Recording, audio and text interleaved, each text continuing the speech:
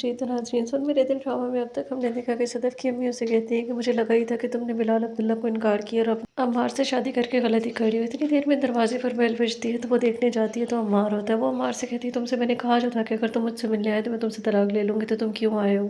پھر وہ اسے اندر بلاتی ہے، وہ اسے بتاتی ہے کہ وہ کافی بنانے جا رہی تھی، وہ پیے گا تو بتا دے۔ وہ اسے کہتا ہے کہ ہاں ٹھیک ہے میں پیوں گا، لیکن گھر چل کر تم میرے ساتھ گھر چلو، جس کے بعد صدف گھر جانے سے منع کر دیتی ہے۔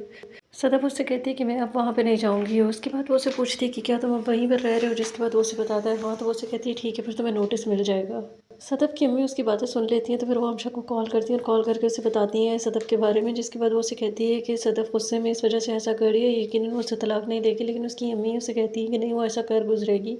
پھر وہ ہمشہ سے کہتی ہیں کہ وہ آ کر صدف کو سمجھائے۔ عمار اسے کہتا ہے کہ مجھے اپنی غلطی کا احساس ہو گیا، جس کے بعد صدف اس سے پوچھتی ہے کہ کیا دانیہ واپس چلے گی، تو اسے کہتا ہے ایسی کوئی بھی بات نہیں۔ تو پھر اسے کہتی ہے تو پھر تم کیسے واپس آ گئے ہو؟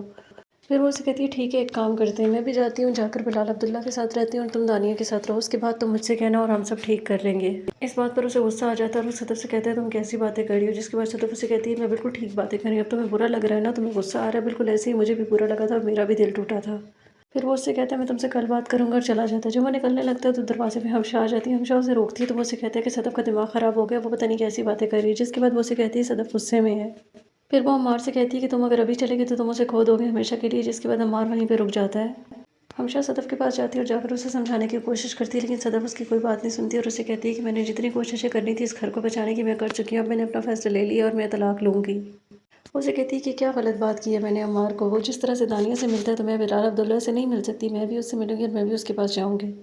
ہمشہ اس سے کہتی ہے تم اس وقت غصے میں ہو، جس کے بعد وہ کہتی ہے تم میرا چہرہ دیکھو تمہیں کہیں سے لگتا ہے میں غصے میں ہوں۔ ہمشہ کو اس کی باتیں سمجھ میں نہیں آتی، وہ بھی اسے کہتی ہے ٹھیک ہے میں تم سے کل بات کروں گی، جس کے بعد وہ کہتی ہے ابھی کیوں نہیں بات کرنی، تمہیں جو بات کرنی ہے ابھی کرو، کل میں کوئی بات نہیں کروں گی۔ صدف ہمشہ سے کہتی ہے کہ اب اس کے بعد جو بھی بات ہوگی وہ پرسوں ہوگی، جس کے بعد صدف ہمشہ اس سے پوچھتی ہے کہ پرسوں ایسا کیا ہے، تو صدف اسے بتاتی ہے کہ پرسوں بلال عبداللہ آ رہا ہے، میں اسے کہوں گی کہ وہ مجھے ڈنر پر لے جائے۔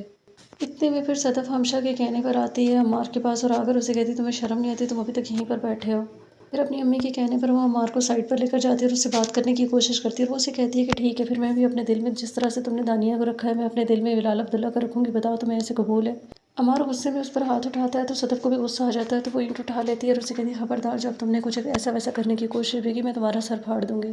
وہ اس سے کہتی ہے اب جاؤ یہاں سے اور تمہیں نوٹس مل جائے گا۔